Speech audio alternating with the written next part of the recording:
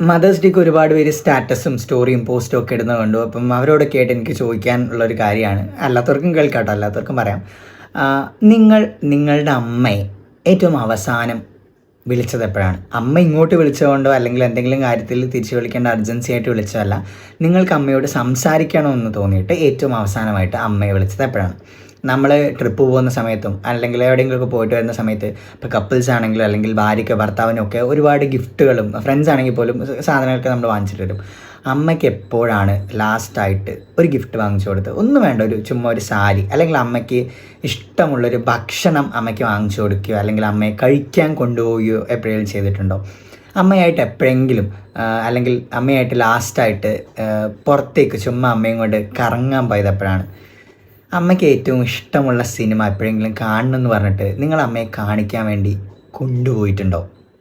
ഇതൊന്നും വേണ്ട, ചുമ്മാ രാവിലെ എഴുന്നേറ്റിട്ട് അമ്മ എപ്പോഴെങ്കിലും അടുക്കളയിൽ സഹായിച്ചിട്ടുണ്ടോ?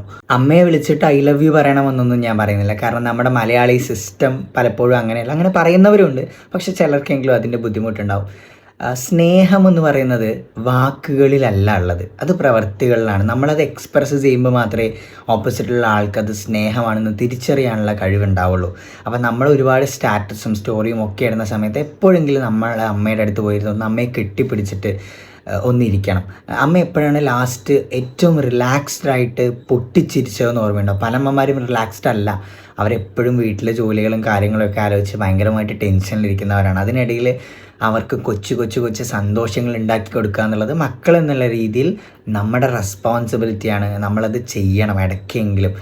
അപ്പം പോസ്റ്റൊക്കെ ഇടുന്നവർ സ്വന്തമായിട്ടൊന്ന് റിയാലിറ്റി ചെക്ക് ചെയ്യുക, എപ്പോഴാണ് നമ്മൾ അമ്മയെ ശരിക്കും സ്നേഹിച്ചിട്ടുള്ളത്, നമ്മുടെ സ്നേഹം എക്സ്പ്രസ് ചെയ്തിട്ടുള്ളതെന്ന്. അപ്പോൾ നമുക്ക് വേണ്ടി കഷ്ടപ്പെടുന്ന, നമ്മളൊക്കെ ഇത്രയും വളർത്തി വലുതാക്കിയ എല്ലാ അമ്മമാർക്കും, എല്ലാ നല്ല അമ്മമാർക്കും എൻ്റെ ഹൃദയം നിറഞ്ഞ ഹാപ്പി മദേഴ്സ് ഡേ.